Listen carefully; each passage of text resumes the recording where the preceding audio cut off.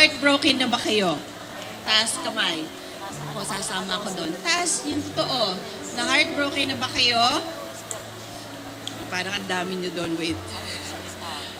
What are the different kinds of love? Love for family? For friends? And of course, God's love for us. Maybe I can share one thing about this. In my journey as a public servant, may mga pagkakataon na napapagod din ako. Feeling ko hindi sapat yung ginagawa ko. Pero every time na bumabalik ako sa Kanya, ramdam ko na hindi ako nag-iisa. And that love gives me the strength to continue every single day. Alam nyo, if you are rooted in God's love, hindi kayo madaling tutumba. Kasi alam mo, kahit anong mangyari, may Diyos na laging nasa likod mo. Nasa tabi mo, mapakanan, mapakaliwa. Nandyan lang siya. Laging sumusuporta at nagmamahal sa atin. And that is real love. Real love is not about getting. It is about giving. That is the definition of love.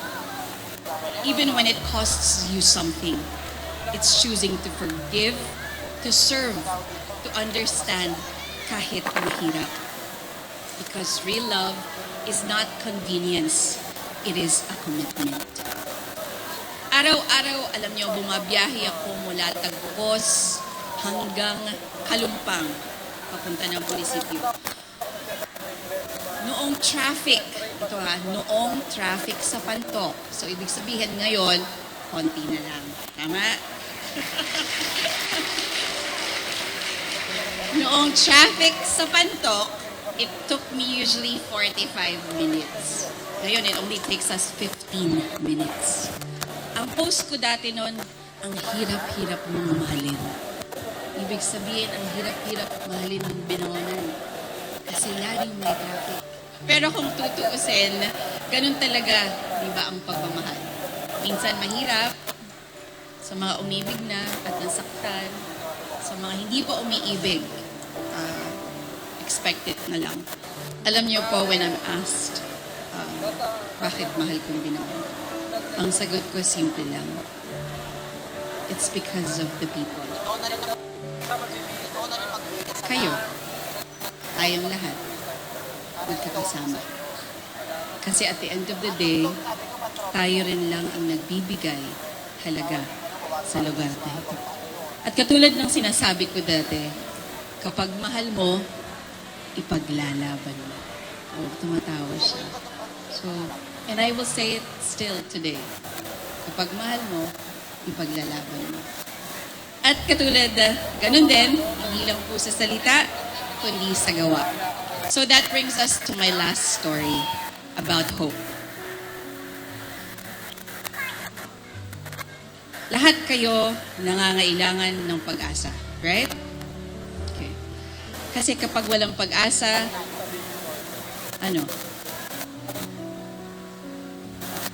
you don't have a reason to get up every day.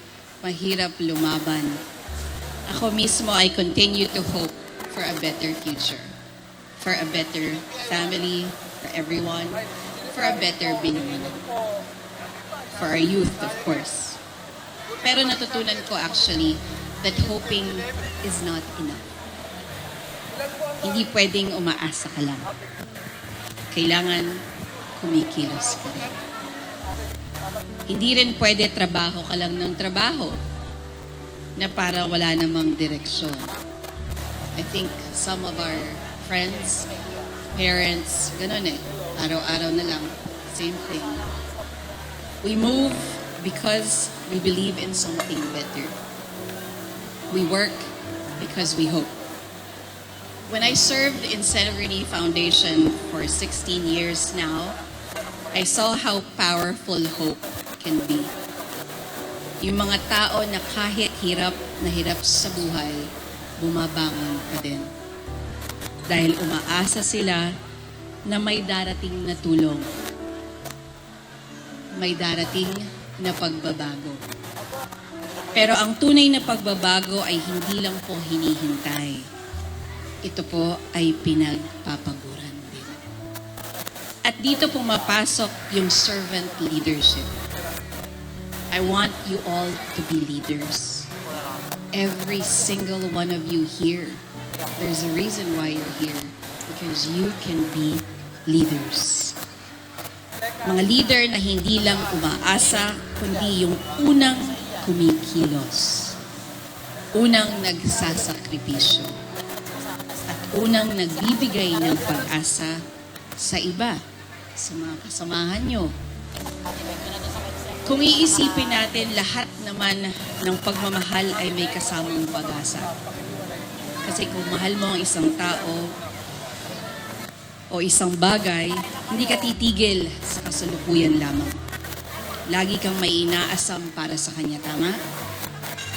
Lagi kang pipiliin mong umasa, pipiliin mong maniwala, pipiliin mong kumilos para sa mas magandang kinabukasan. And I'm sure that goes for your parents. Every one of us here and your friends also can be part of the solution. Hindi natin kailangan maging gobernador. Hindi natin kailangan maging mayor or presidente. Sabi nga nila, hope is contagious. At kung ang bawat isa sa atin ay nagdadala ng pag-asa, magsisimula itong pumala. So ilan kayo ngayon dito? Year what? 200. 201. Add nyo na ako doon. It starts with us, right? It starts with me, it starts with you. And it can be contagious to everyone that you come across. Kaya kapag kumalat, mas malaki ang posibilidad na magkatotoo ang ating pangarap para sa binata. Isang bayan na mas maayos, isang bayan na mas maganda, mas makulay para sa lahat, at mas pinahahalagahan ang bawat isa. So with those three, grace, love, hope, anong gusto kong iwan sa inyo? Una, tandaan nyo na grace is choosing to understand over judgment. Pangalawa, love is about service. Because God's love for us becomes real when we start with others. At pangatlo, hope is about action. Because hope that is alive moves us to serve, to act, and to build. And we choose to be kind in everything that we do. We become the living sign of God's love and hope in our community. So para sa inyo, 200 na kabataan na narito ngayon, oo, totoo. Kayo ang kinabukasan ng bayan. Pero, kayo rin ang pag-asa natin ngayon. Okay? Kaya sana wag niyong kalimutan, wag niyong sayangin ng pagkakataon na binibigay sa inyo. Wag lang kayong mangarap, kumilos kayo. Wag lang kayong magmahal, maglingkod din kayo. Wag lang kayong umasa, maging pag-asa kayo sa mga kasamahan ninyo. Muli po, maraming salamat po at kayo po ay nakasama ko ngayong umaga. At lagi niyo pong tatandaan, kayo ang mahal kong binamahal. Papagmuna kami nila. Sige po, salamat po. Kaya sabi na rin po.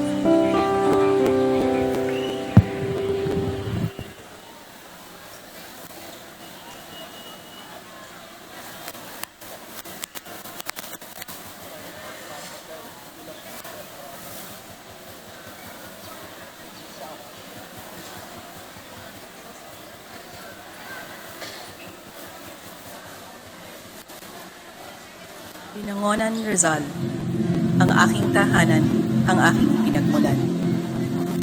Nabiyayaan ng 17 barangay sa isla at 23 sa kalupaan. napapaligiran ng mga bulubundukin at sariwang hangin, at kalawaang biyaya pang kabuhayan.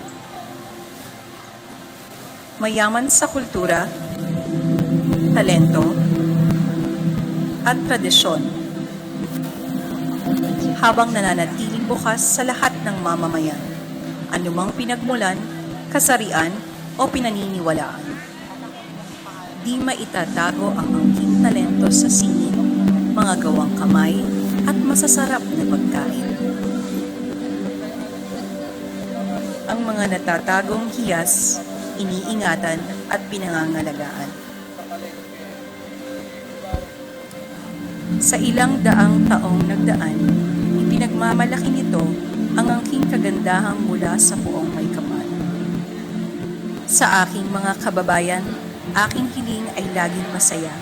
Pagpalain nawa sila at ang buong tahanan nila. Ang pagsikat at paglubog ng araw, aking pinagmamasdan. Nagpapasalamat sapagkat ang ating bayan ay pinuno nitong yaman. And of course, ngayong umaga po, nagpapasalamat po kami sa ating mga volunteer doctors na makakasama natin sa ating medical mission. Ngayong umaga, nagpapasalamat po kami kay Dr. Fidelito Señadosa, Dr. Noel Dobra, Dr. Renz Rivera, Dr. Elanita Jeronimo, Dr. Clarice Buen, Dr. Maria Ursula Closa, Dr. John Rev Anyo, maraming salamat po. Dr. Adele Concepcion, Dr. Christian Concepcion, and Ms. Annie Stiqueña. At nagpapasalamat din po kami sa ating Rotary Club na magbibigay po ng free eyeglasses sa ating mga mahal na binangonan. Maraming salamat po.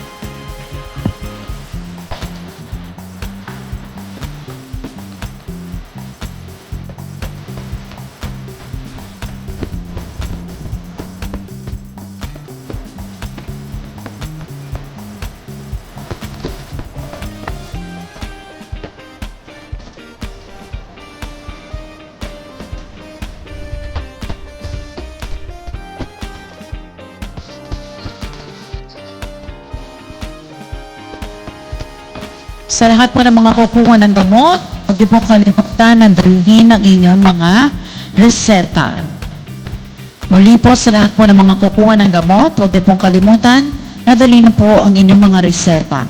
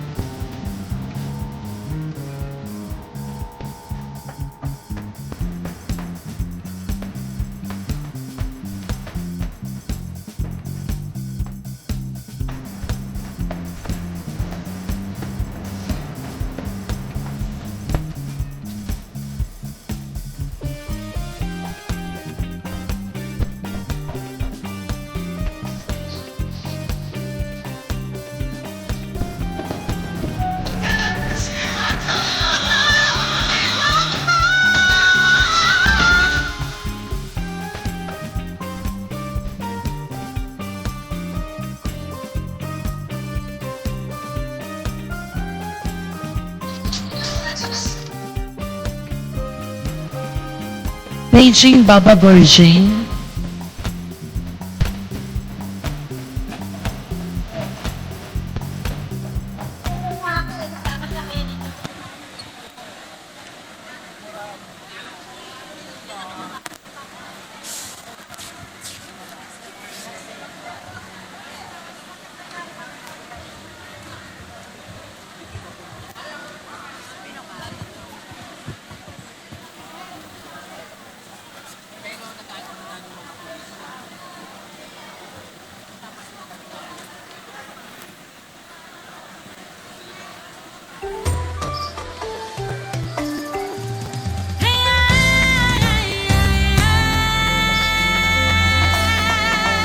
Sa lahat po ng ating mga kababayan ngayong umaga, ang pwede niyo pong service na ma-avail ay ang ating free ECG, CBC, FBS, chest x-ray, urinalysis, diabetic food screening, check-up, butika ng bayan, bunot ng ngipin, HIV testing, flu vaccine para sa ating mga senior citizen, urine, creatinine test, dog and cat anti-rabies. At meron din po tayong Only Foods para sa lahat po na magkapa-check up ngayong umaga. Maraming salamat po.